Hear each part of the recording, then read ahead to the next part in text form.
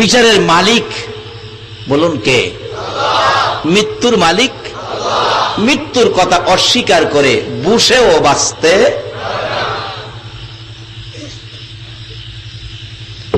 তাইলে আল্লাহ যে আমাদেরকে এত ওয়াজ করে বুঝাইলেন আমরা মরতে হবে।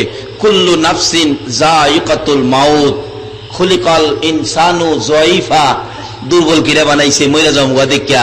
আবার বলছে কিদা বানাইছে, ইন্না খলাকনাল ইনসানা মিন নুতফা। একবারে দুর্বল জিনিস দিয়ে বানাইছে যাতে আমাদের অহংকার, তাকাব্বুরি, বাহাদুরি, ধাক্কাধাক্কি, বাড়াবাড়ি না থাকে। আমরা যেন মাইনা নেই আমরা যে মরবো। আচ্ছা আমরা কি মানলাম আমরা যে মরবো? যদি মানতে কষ্ট হয় তাহলে আপনাদের মধ্য থেকে আমার 150 বছর বয়সের একজন মানুষ দেন। 150 বছর বয়স। ভাজান আপনার বয়স কত হইব? 90-95 পাইলাম। 150 বছর বয়সের একজন মানুষ দেন না আমারে। এই মুরব্বী ঘুমাইতেছে, ওনার বয়স কত হইব? ওনার বয়স 105 হবে। ভাজান আপনার বয়স কত হইব? বয়স কত হবে? শতখানিক। 150 বছরের কেউ নাই? একজনও নাই? আচ্ছা একদিন কি তারা ছিল না? এখন কই? কয় না দি এখন কই গেছে? কবরে। আহা, এই কবরের চিন্তা তো করলা না একদিন? কবর কিন্তু তোমারে প্রত্যেক দিন ডাকতেছে। 150 বছর বয়সের কোন মানুষ আমার দিতে পারলেন না। আজ থেকে 100 বছর দুনিয়ায় থাকবেন, এই গ্যারান্টিটা কে কে দিবেন দেন তো? এটাও নাই। তাইলে থাহুন যাইতো না, ময়রা যাউন গা লাগবো, এটা রাইট মানছেন তো?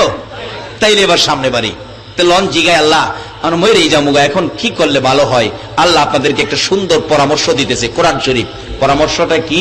ইয়া আইয়ুহাল্লাযীনা আমানু দুখুলু ফিস-সিলমি কাফা।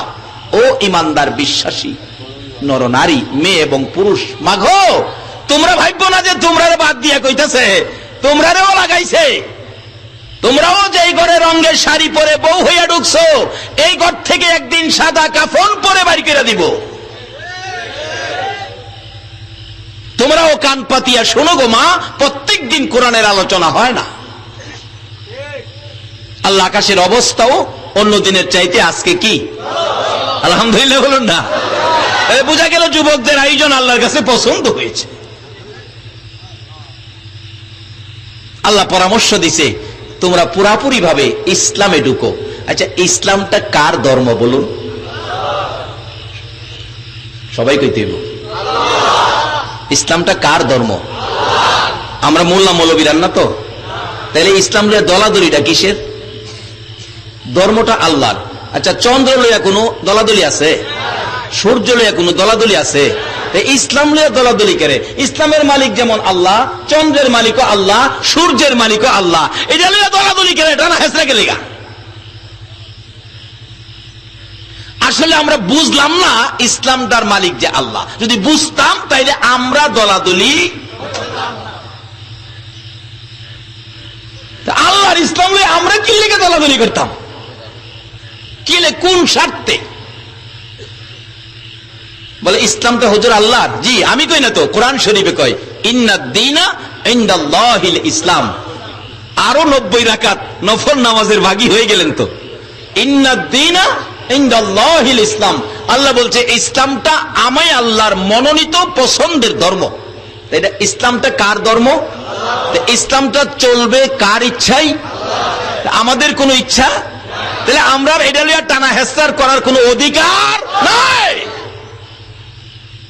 শুধুমাত্র ইসলামে ঢুকে ইসলামের বিধিবিধান মাফিক কাজ করবেন, এর বাইরে ইসলাম নিয়ে কোনো মাতবরি মুসলমানদের নাই। যারা করে তারা বুঝে না, যারা করে তারা বুঝে না।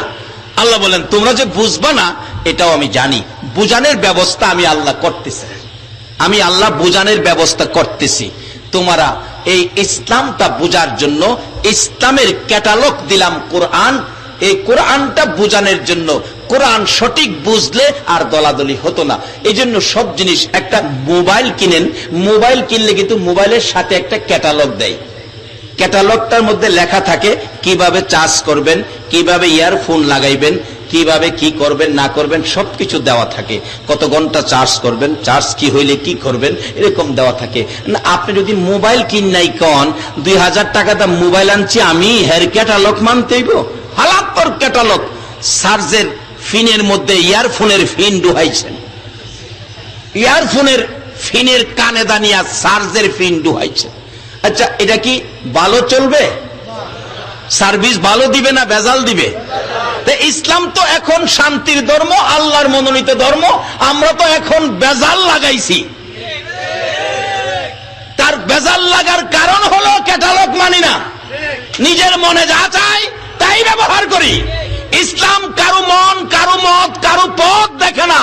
ইসলাম মানুষকে পথ দেখায়। জোরে বলুন সুবহানাল্লাহ। সেই ইসলামটা যদি ঘরে নিতে পারেন, আল্লাহর কসম রহমত বরকত আসবে। এই ইসলাম বুঝানোর জন্য আল্লাহ বলেন শুধু ক্যাটালগ না, ক্যাটালগ বুঝেও তোমরা যখন মিল করতে পারতেছ না, আমি ক্যাটালগ বুঝাইয়া দেওয়ার জন্য একজন ইঞ্জিনিয়ার পাঠাইলাম তোমাদের সামনে। এই ইঞ্জিনিয়ারটা হলো নবী মুহাম্মদুর রাসূল, যার মধ্যে হিংসা নাই। কি নাই? কি নাই? যার মধ্যে হিংসা নাই। আবার বলুন কি নাই? ও মুসলমান, তোমার মধ্যে সরিষার দানা পরিমাণ হিংসা থাকলে তোমার সব শেষ। আমি কি কথাগুলো বুঝাইতে পারতেছি? নবীজি একদিন সাহাবীদের মজলিসে বসে হঠাৎ করে বলে ফেললেন, তোমাদের মধ্যে একজন সাহাবী ঢুকতেছে, ইনি বেহেশতি। আচ্ছা, নবী যাকে বেহেশতি কইছে আপনাদের ধারণা কি? কোনো সন্দেহ আছে? একজন সাহাবী ঢুকছে, সবাই তাকিয়ে আছে, হাই হাই এই লোকটা বেহেশতি। পরের দিন আবার এই কথাটাই বলছে, তোমাদের মধ্যে এখন একজন সাহাবী ঢুকবে, উনি বেহেশতি। দেখে ওই গতকালকের লোকটাই আজকেও ঢুকছে। তৃতীয় দিন আবার বললেন, তোমাদের মধ্যে এখন একজন সাহাবী ঢুকতেছে, লোকটা বেহেশতি। তৃতীয় দিনও দেখলো ওই দিন ওই লোকটাই ঢুকলো। 3 দিন যাকে রাসূল বেহেশতি ঘোষণা দিল, লোকটা কি দুজকি হবে? আল্লাহু আকবার বলুন।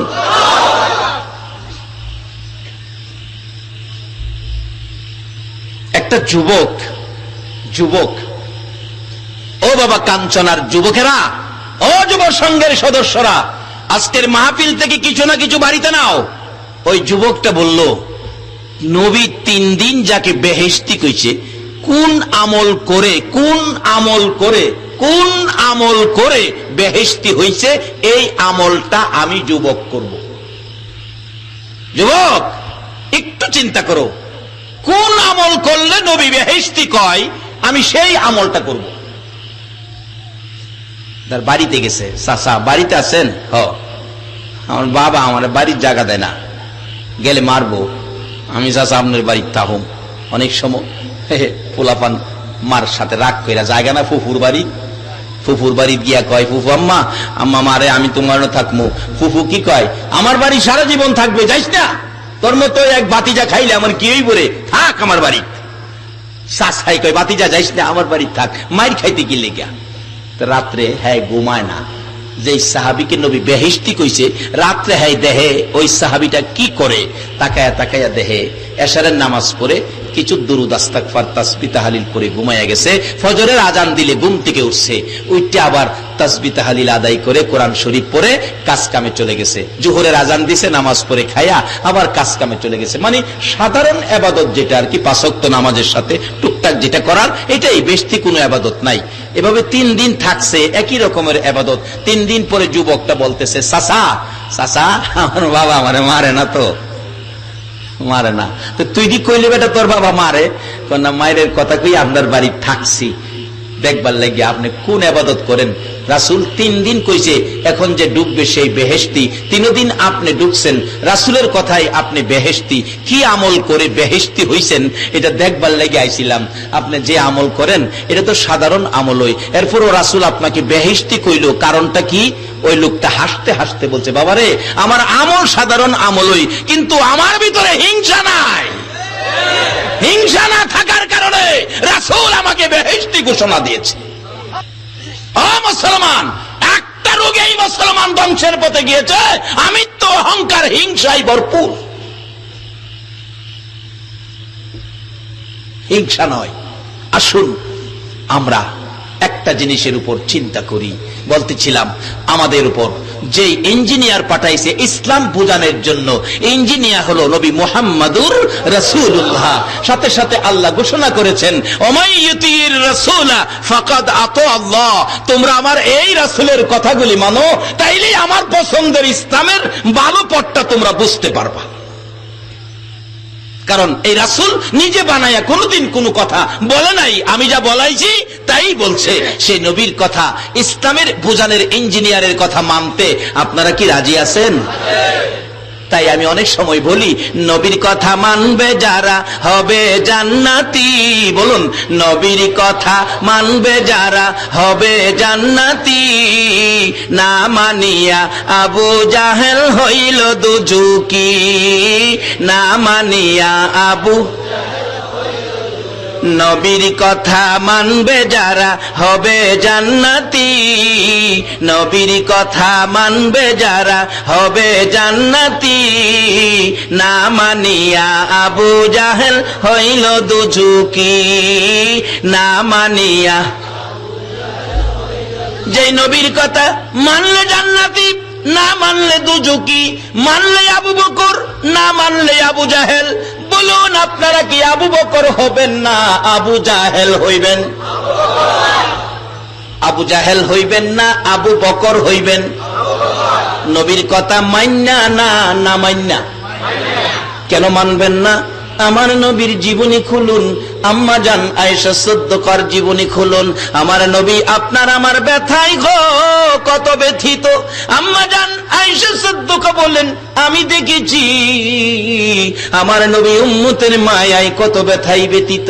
একদিনকার রাত্রের ঘটনা, আমার নবী ঘুম থেকে ওঠার পর আমি তাকিয়ে দেখি নবীজির সুন্দর চেহারা মুবারকে খেজুর পাতার চাটার দাগগুলো বেশি আছে। ভাবলাম নবীর ঘুম ভালো হয় নাই, খেজুর পাতার চাটার মধ্যে শুয়ে পরের রাত্রে বিছানাটা একটু নরম করে দিলাম। আমার নবী বেশি ঘুম হয়ে যায়, ঘুম থেকে উঠে বিছানায় বসে গো এতিমের মতো নবী কান্দে, চোখের পানিতে জামা কাপড় ভিজতেছে। আম্মা জান আয়েশা সিদ্দিকা বলেন, আমি রাসূলের পাশে বসে প্রশ্ন করতেছিলাম, ইয়া রাসূলুল্লাহ, কেন গো, কোন ব্যথায় কোন দুঃখে এইভাবে এতিমের মতো কাঁদতে কাঁদতে জামা কাপড় ভিজাইতেছেন? কারণ কি, ঘটনা কি আমি জানতে চাই। আমার নবী ডাকে, রে আয়েশা, এই বিছানা নরম করে দিয়েছো। আয়েশা রে, নরম বিছানা কেন করে দিয়েছো রে আয়েশা? হুজুর, গত রাত্রে আপনার চেহারা মুবারকে খেজুর পাতার চাটার দাগ দেখে বিছানা নরম করে দিয়েছি। আমার নবী কান্দে, আয়েশা রে, না না, আর কোনদিন আমার বিছানা নরম করে দিও না রে আয়েশা। এই নরম বিছানা পাওয়াতে আজকে রাত্রে আমি নবীর ঘুম বেশি হয়ে গেছে। রে আয়েশা, এই নরম বিছানা পাইয়া আমি নবী যদি সারা রাত ঘুমাইয়া থাকি, কোন সময় আমার গুনাহগার এতিম উম্মতের কান্না কাঁদবো? আল্লাহু আকবার।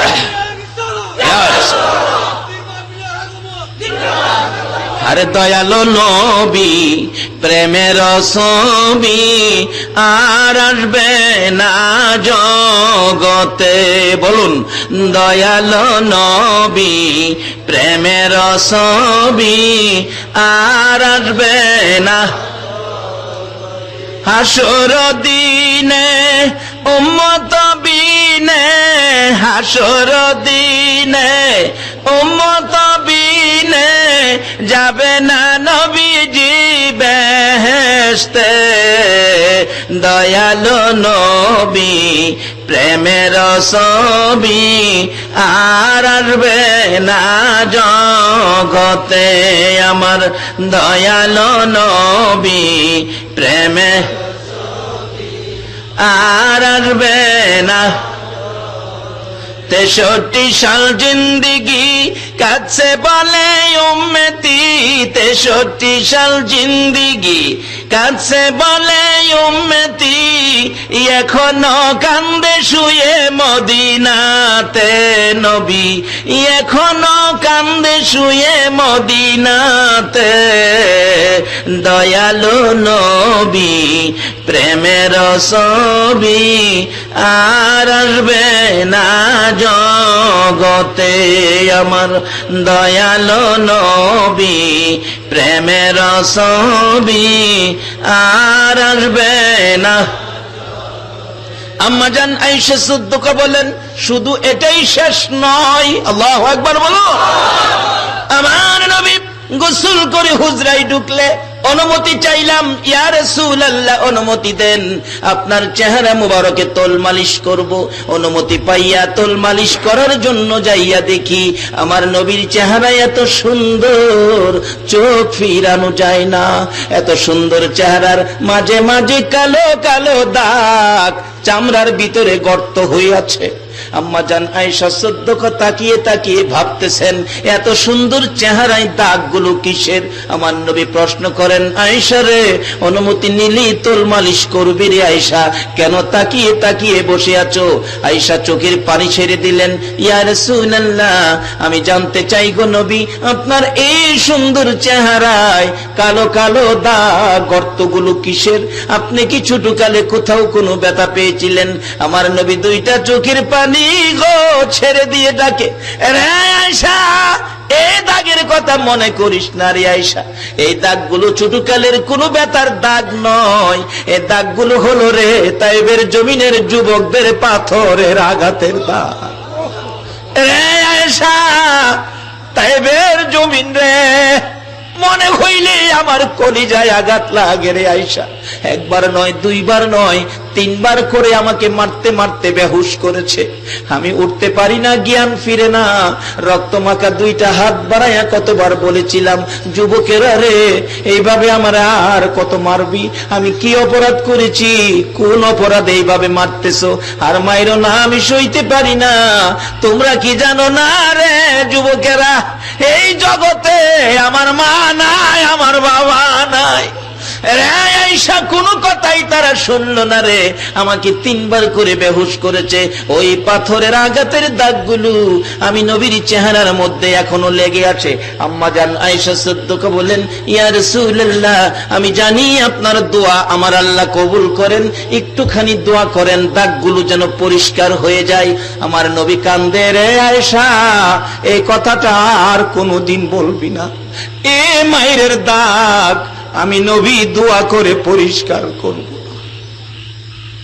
হাসরের জমিন যেদিন কায়েম হবে রে আয়েশা অর্ধ হাত নিচে সূর্য নেমে আসবে সূর্যের তাপে মাটি তামা হয়ে যাবে আগুন জ্বলতে থাকবে মাথার মগজ সূর্যের তাপে গলে নাকে মুখে কানে দিয়ে বাহির হবে পানির পিপাসায় জিহ্বা বাহির হইয়া পায়ের নিচে চলে যাবে ওই দিন আমার গুনাহগার উম্মতেরা রে আয়েশা ওই বিপদের মাঠে পাগলের মতো দৌড়াবে এতিমের মতো কাঁদবে আর চিৎকার মেরে ডাকবে দয়ার নবী কই গো মায়ার নবী কই গো রে আয়েশা আমার উম্মতের এই কান্না শোনার আমি সারা কেউ থাকবে না ওই বিপদময় উম্মতের জন্য আমি নবী দৌড়াইয়া আল্লাহর আরশের কিনারে যাব এক একটা দাগের বিনিময় কোটি কোটি গুনাহগার উম্মতের নাজাতের দাবি করে বসবো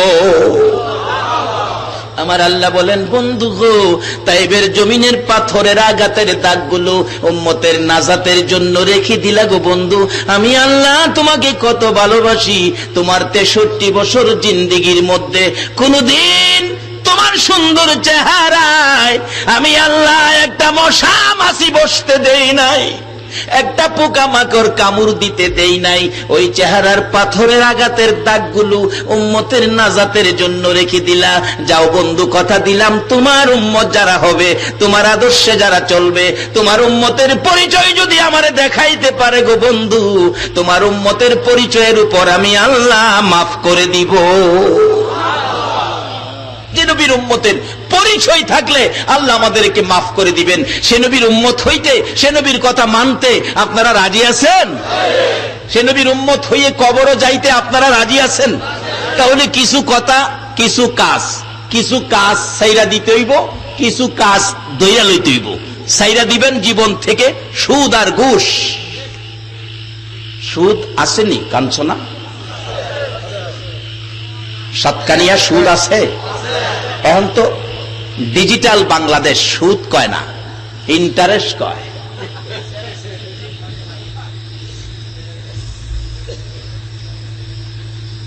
ঘুষ আছে? ঘুষ কলম খাতায় লাগায় না টাকা না দিলে। শিক্ষা বলে জাতির মেরুদণ্ড, শিক্ষা অফিসেও ঘুষ খায়। বলে হুজুর আপনি কিভাবে জানেন? আমি একটা দাখিল মাদ্রাসা করছি, কারণ জীবনে একটা কিছু করা উচিত।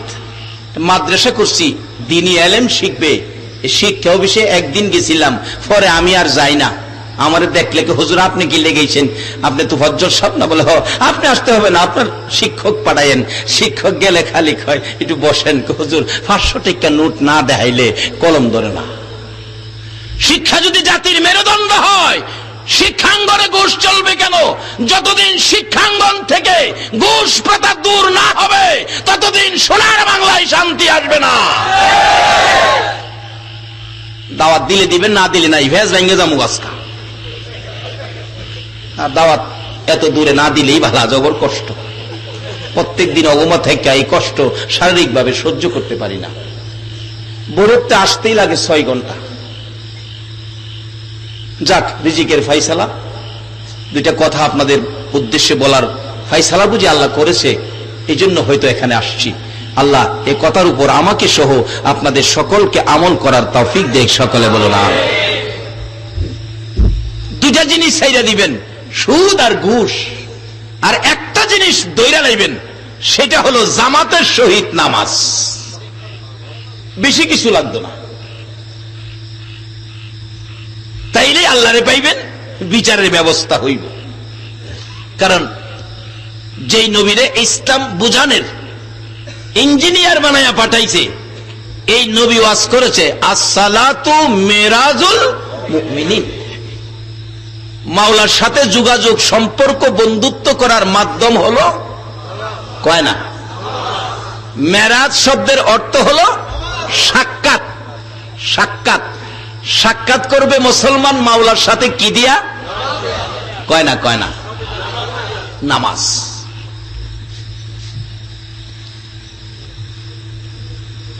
এই ওয়াজ যেদিন নবী করছে আসসালাতু মিরাজুল মুমিনিন, বাইজিদ বুস্তামি রহমাতুল্লাহ আলাইহির জীবনী। উনি নবীর কথা মানে। আল্লাহর ওলি যারা, তারা নবীর আদর্শ, নবীর কথা মানে না। 2 রাকাত নামাজে দাঁড়াইছে, আল্লাহু আকবার। আল্লাহ তোমার নবী কইছে নামাজ দা, বলে তোমার সাক্ষাৎ করতাম। যাইতে যাইতে যাইতে যাইতে যাইতে যাইতে আল্লাহর আরশে গিয়া পড়ছে। আরশের জিগায়, আরশ, আরশ রে, আল্লাহ কই? আরশে কয় আল্লাহ আরশে থাকে না। হ্যাঁ, নবী কইছে আরশে থাকে, নামাজের মাধ্যমে দেখা করতাম। আমি নামাজ দিয়ে আইছি, তুই কস আরশে থাকে না। আরশে কয় ভাইজিৎ, নবী একটা কইছে, নবীর সাথে আরো গোপন চুক্তি হইছে, এই খবর জানো? আল্লাহ কইছে বন্ধু গো, তোমার সাথে সাক্ষাৎ করছি আরশে, আর তোমার উম্মত যদি নামাজে দাঁড়ায়, আমি আরশ ফালাইয়া সাক্ষাৎ করব জমিনে। সুবহানাল্লাহ। আসতে কইলেন? কত বড় কথা! আল্লাহু আকবার বলুন। ও আখেরি নবীর উম্মত, আর কি চাও তোমরা? আর কি চাও?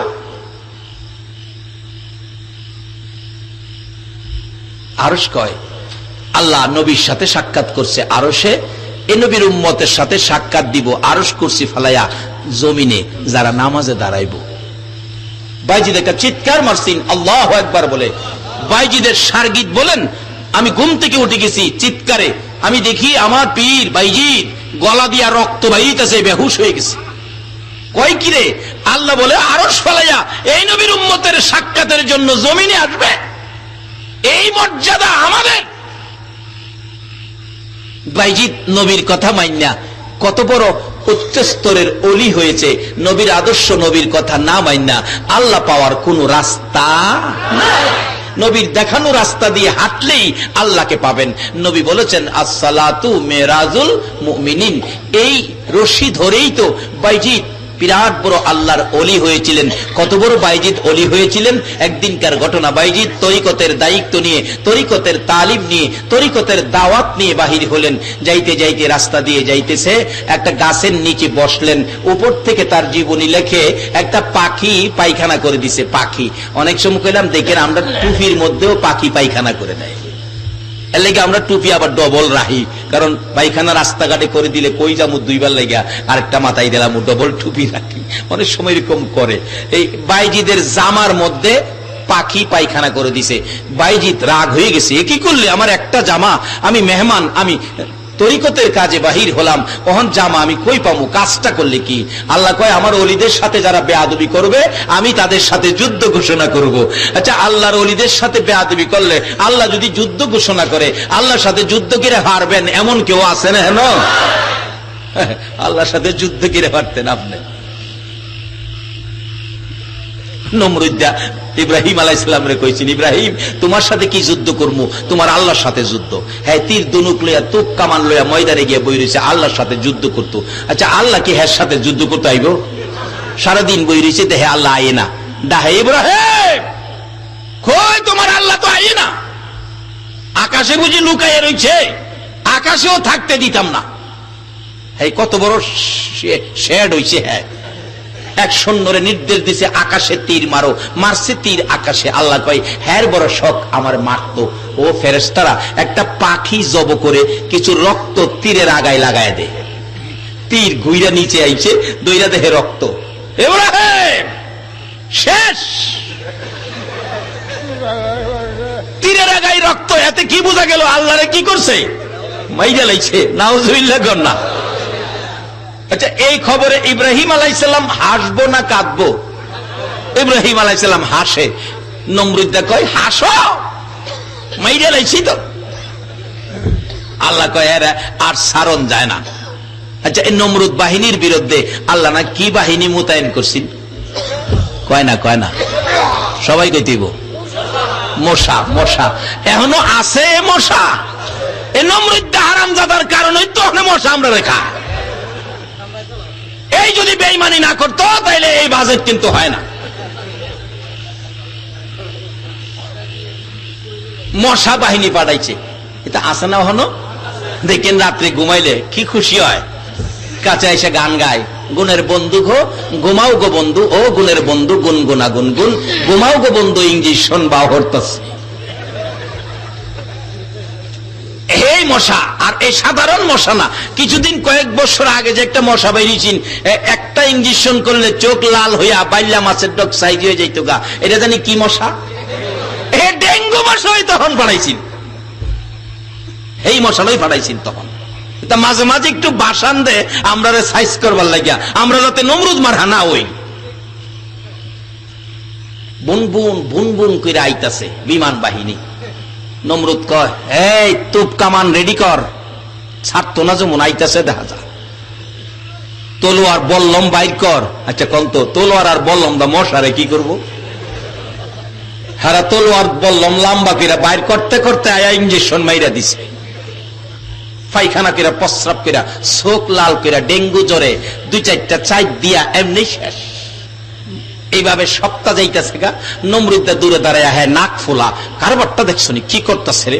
তোরা তোর বাড়ি চালাস না? কই চালাই তো তোর বাড়ি, সব কোথায় লেগছে। মশা একটা পাখা ভাঙ্গা ডানা ভাঙ্গা আইতে দেরি হয়েছে। হ্যাঁ কই আল্লাহ আমার কি ভাগ্যে নাই একটা নমরুদ বাহিনীরে ধরতাম। আল্লাহ তোর লেগে বড়টা রাখছি। আল্লাহ ইচ্ছা করলে শুরু দিয়াও কি বড় কাজ করাইতে পারে। আজকে যেই ছেলেরা এই বিরাট মাহফিলের আয়োজন করেছে, ছোট হয়েও কাজটা বড় করেছে কিনা বলুন? আরে আল্লাহ যদি কারো সাহায্য দেয়, ছোট হইলেও বড় কাজ করতে পারে। নমরুদরে মশা দিয়া দুনিয়ার থেকে বিদায় করে দিল, ধ্বংস করে দিল। বলুন সে আল্লাহ এখনো আছে কিনা? যদি সে আল্লাহ থাকে তাহলে সে আল্লাহর বিরুদ্ধে যায়েন না, আল্লাহর সাথে যুদ্ধ করে পারতেন না, নমরুদই পারে নাই। আল্লাহ বলছে আমার ওলিদের সাথে যারা বেয়াদবি করবে আমি তাদের বিরুদ্ধে যুদ্ধ ঘোষণা করব। এবার যুদ্ধ ঘোষণা করবেন কার বিরুদ্ধে? আল্লাহর ওলির সাথে যারা বেয়াদবি করবে। পাখি তো বাইজিদের গায়ে পায়খানা করে দিছে, বাইজিদ রাগ হইয়া চাইছে আল্লাহ হ্যাঁ কামদা করলো কি, আমার জামার মধ্যে পায়খানা করে দিছে। রাগ হইয়া চাইলে পাখিটা ফুইরা ছাই হইয়া জমিনে পড়ে গেছে। বাইজিদ কয় এখন কেমন হয়েছে, আমার এই সর্বনাশটা করছস, এখন কেমন হয়েছে? তার থেকে 6 মাস পরে এই তরিকতের কাজেই বাহির হইছে, আসরের নামাজ পড়বে। আল্লাহর অলিরা নামাজ পড়ে কিনা? অলি ছাড়া, নামাজ ছাড়া অলি হওয়া যায়। দেখি মরুভূমির পথ, বাড়িঘর নাই, পানি নাই, কই উজু করব, কই নামাজ পড়বো। এমনি দেখে একটা ছোট্ট ঘর দেখা যায়, চারদিক পর্দা করায়। পাশে দাঁড়ায় ডাকলেন, ঘরে কেউ আছেন? মানুষের আলোচনা শোনা যায়। বাইরে থেকে ডাকে, আমারে এক বদনা পানি দেন, আমি উজু করে আসরের নামাজ পড়বো। তো এমন কে আছে নামাজের জন্য পানি চাইলে দিত না? আর হিন্দুরা অত পানি বের করে দেয়। এক বদনা পানি দেন, উজু করে নামাজ পড়বো, কিন্তু মানুষের আলোচনা আছে, পানি দেয় না। আবার ডাক দিছে, আমারে চিনেন, পানি দেন। 3 বার ডাক দিছে, এখনো পানি দিলেন না। নামাজ পড়ার জন্য পানি চাইছি, আমারে চিনেন, আমি কে? ঘরের ভিতর থেকে একটা মহিলার কণ্ঠে জবাব আসছে, বাইজিদ রাগ হইও না, এইটা পাখি মারা না। বাইজিদ রে ভয় দেখাস না, এটা পাখি মারা না। বাইজিদ বলেন, এটা কেমন মহিলা রে? আমি কবে পাখি মারছি আমারই তো মনে নাই, এটা কেমনে জানে? আল্লাহু আকবার বলুন। ও কাঞ্চনার মা বোনেরা, এই দরজা এখনো খোলা আছে গো মা। কোরআনের পক্ষে আসো, নবীর কথাগুলি মানো, এই দরজায় তুমিও যাইতে পারবা গো মা। এরে বাইজিদ ডাকতেছে, এটা কেমন মহিলা রে? কত বড় বুজুর্গ মহিলা রে, আমি কবে পাখি মারছিলাম আমার এই তো মনে নাই।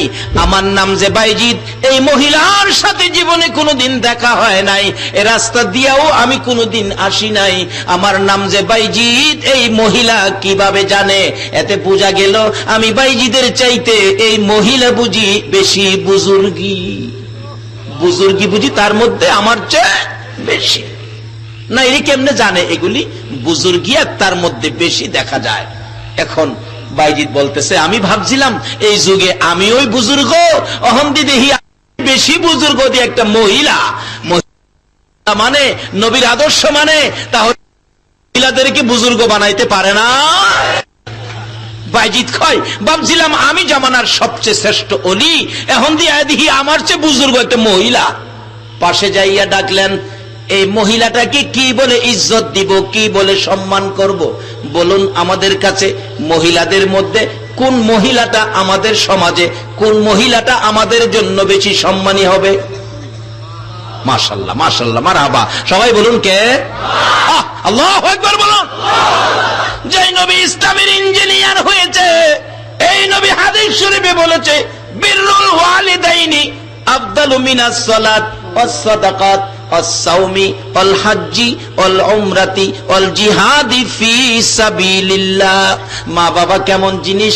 মা বাবার চাইতে দামি কোন ব্যক্তি পৃথিবীর জমিনে নাই। রাসূল বলেছে, মা বাবার সাথে ব্যবহার যদি ভালো করতে পারো তাহলে কি পাইবা? একটা লোক নামাজ পড়ছে, উত্তম ইবাদত, সদকা করছে, লক্ষ লক্ষ টাকা খরচ করছে আল্লাহর রাস্তায়, রোজা রাখছে, হজ করছে, উমরা করছে, আল্লাহর রাস্তায় জিহাদ করছে।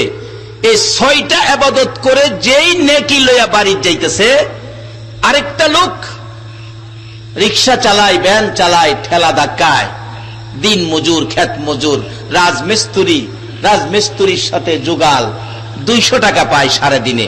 সারাদিনে 200 টাকা সন্ধ্যার পরে লইয়া 180 টাকার প্রয়োজনীয় বাজার করে 20টা টাকা রিক্সা ভাড়া এই দিয়া বাড়িতে যাইতো। আজকে মনে চাইছে বাবা মার জন্য কিছু নিব, বাবা মার জন্য কিছু নিব। যায়া ফলের দোকানদারের কাছে গিয়ে বলছে, দোকানদার 20টা টাকা আছে, আমার 2টা কমলা দিবি, মা বাবার লেগে নিতাম। 2টা কমলা মা বাবার উদ্দেশ্যে হাতে নিয়া, রিক্সা ভাড়া নাই, হাইটা হাইটা বাড়িতে গেছে। বলুন, সন্তানটা চট্টগ্রাম শহর থেকে বাসে আইসা নামবে, রাত্র 10টা বাজে গেছে। বাবা বুড়া মানুষ, হারিকেনটা লইয়া বাসস্ট্যান্ড সন্তানের মায়ায় দাঁড়াইয়া থাকে কিনা কন্ত?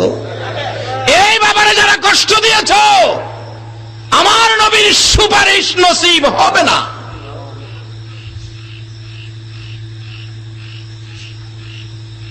একটু বেশি রাত্র হলে বাবা তো বুড়া মানুষ, অসহায়, বাড়িতে চলে গেছে।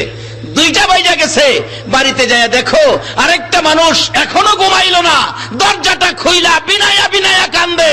বলুন এই মানুষটাকে? বাবা এই মা বাবার সাথে বাড়াবাড়ি, বেয়াদবি, মা বাবার মনের বাইরে, মা বাবার উপরে মাতবুরি করে কার্যকলাপ করো না, তাহলে আল্লাহ রাসূলকে পাইবা না।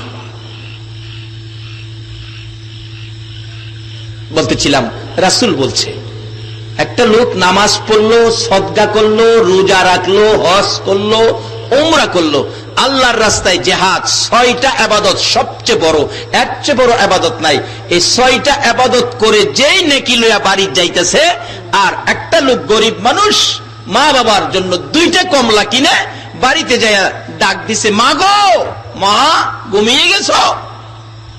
10টা বাজে। বলুন, সন্তান বাড়িতে না আসা পর্যন্ত একটা মানুষ ঘুমায় না। এই মানুষটা কে? বাবারে বাড়ির দিকে তাকাইয়া দেখো, যে দরজাটা 2টা বাজেও খোলা রাখতো, এই দরজা কার জানি চিরতরে বন্ধ হয়ে গেছে। সে মা বাবার জন্য দোয়া হবে, দোয়া না করে কেউ যাবেন না, অনুরোধ আপনাদের কাছে। এবার দেখা গেল বাড়িতে যে ডাক দিছে, মা সজাগ, বাবা আইসো, এত রাত হলো, অন্যদিন 8টার দিকে আইসে পড়ো, আজকে 10টা বাজলো কেন? মাগো 2টা কমলা আনতে গিয়া রিক্সা ভাড়া নাই মা, গরিব মানুষ, পারি না, তোমাদের খাওয়াইতে মন চায়, মাগো পারি না গো মা, 2টা কমলা আনছি, তুমি একটা খাও, বাবারে একটা দাও, আমার ছেলে মেয়েরে দেখাইও না, তোমরা 2জনে 2টা কমলা খাও। বলুন, এই নিজে হাইটা গিয়া 20 টাকার 2টা কমলা মা বাবার হাতে দিলে এই ব্যবহারে মা বাবা খুশি হবে না বেজার হবে? আমার নবী বলেছেন, এটুকির বিনিময় মা বাবার মন খুশি করার পর তোমার নেকির বাজেট কত হইছে? লোকটা নামাজ পড়ে, সদকা করে, রোজা করে, হজ করে, উমরা করে, আল্লাহর রাস্তায় জিহাদ করে যেই নেকি লইয়া বাড়িতে যাইতেছিল গো, তুমি 2টা কমলা মা বাবার হাতে দিয়ে মা বাবার মন খুশি করার বিনিময় তার চাইতে বেশি নেকি তোমার আমল নামাই পাইয়া গেছো। বাবারা, যুবক, ওয়াজগুলি বাড়িতে নাও, তাহলে আজকের মাহফিল সার্থক হবে। এই মাহফিল কাল কিয়ামতে তোমাদের নাজাতের উসিলা হয়ে যাবে। বাইজি ডাকতেছেন, কি বলে মেয়েটাকে সম্বোধন করব, কি করে সম্মান দিব? সবচেয়ে বড় সম্মানই হলো পৃথিবীতে মা। দেখি কি বলবো এখন। ঘরের কাছে দাঁড়াইয়া ডাক দিলেন, মা, মা গো, তুমি আমার মা লাগো গো, আমার নাম যে বাইজি, তুমি কেমনে জানো গো মা? আমি যে পাখি মারছিলাম এই খবর তুমি কেমনে জানো? তোমার সাথে কোনোদিন দেখা নাই, এই বুজুর্গি কেমনে হাসিল করছো? এত বড় নেককার কেমনে হইছো? কি আমল করে এত গুণ গরিমা তোমার অর্জন হয়েছে আমি জানতে চাই। বাইজি যাকে মা বলে ডাকলেন, মহিলা ঘরের ভিতর থেকে জবাব দেন, বাইজি রে, ও বাইজি শুনো রে, কোন আমল করে আমি এত বড় শক্তি বুজুর্গি অর্জন করেছি? বাইজি, আমি জীবনে কোনদিন বেপর্দা হইয়া ঘরের বাহিরে যাই না। অহংকার দিনের মহিলারা বলুন, বেপর্দা হইয়া যায় কিনা? আপনারা গ্রামে আছেন, ভালো আছেন, শহরে তো একবারে বেউপায়। বুর্গা পরে মহিলা গেলে মস্কারি করে, এই গেরাইম্মা গেরাইম্মা, আর হেরা বেপর্দা চলে, হেরা বলে ভদ্র। যাও কবর, ভদ্রগিরি চুড়াইব।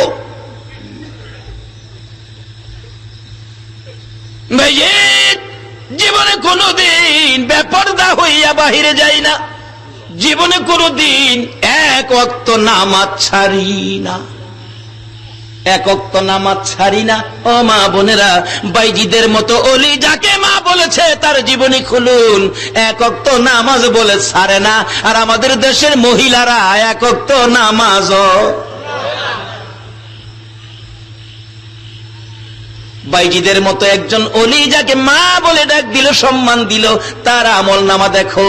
বাইজিদ রে, এক ওয়াক্ত নামাজ আমি ছাড়ি না রে বাইজিদ।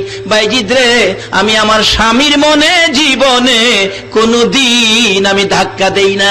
স্বামী গরিব মানুষ, রোজগার করে জঙ্গলার থেকে লাকড়ি কেটে রোজগার করে যা আনে তাতেই আমি সন্তুষ্ট থাকি। আমার স্বামী অসুস্থ, 3 দিন পর্যন্ত জঙ্গলায় যাইতে পারে না রে বাইজিদ, 3 দিন পর্যন্ত আমার চুলায় আগুন জ্বলে না রে বাইজিদ। তারপরেও স্বামীর মনে দুঃখ দেই না। অসুস্থ স্বামীকে কুলে করে ঘরের বাহিরে নেই, গোসল করাইয়া মাথার চুল দিয়ে রে বাইজিদ স্বামীর শরীরের পানি মুইসা দেই, আবার কুলে করে ঘরের মধ্যে আইনা শুয়াইয়া রাখি রে বাইজিদ। স্বামীর মনে কষ্ট দেই না, স্বামীর খেদমত করি। এই কাজগুলি করার বিনিময় আল্লাহ আমাকে এই বুজুর্গি দান করেছে। বাবারা, এই রাস্তা খোলা আছে, এই শিক্ষা আমার নবী দিয়েছে। আসুন আমরা মা বাবার সাথে ভালো ব্যবহার করি, নামাজের মাধ্যমে মাওলার সাথে সম্পর্ক করি। রাসূল আরেকটা কথা বলেছেন, কাফা বিল মাউতি ওয়াইজান, একটা ওয়াজ যথেষ্ট, তোমরা তোমাদের মৃত্যুর কথাটাকে স্মরণ রাখো। বাবারে, নবীর একটা চিঠি ঘরে নেন বাবা, ঘরে নেন, দরজাটার মধ্যে লাগাইয়া রেখেন, কবে জানি আমার মৃত্যু হয়ে যায়। যে বিছানায় ঘুমাবেন বিছানার সামনে লিখে রাখেন, কবে জানি আমার মৃত্যু হয়। একটা ওয়াজ যথেষ্ট হবে, রাসূল বলেছে।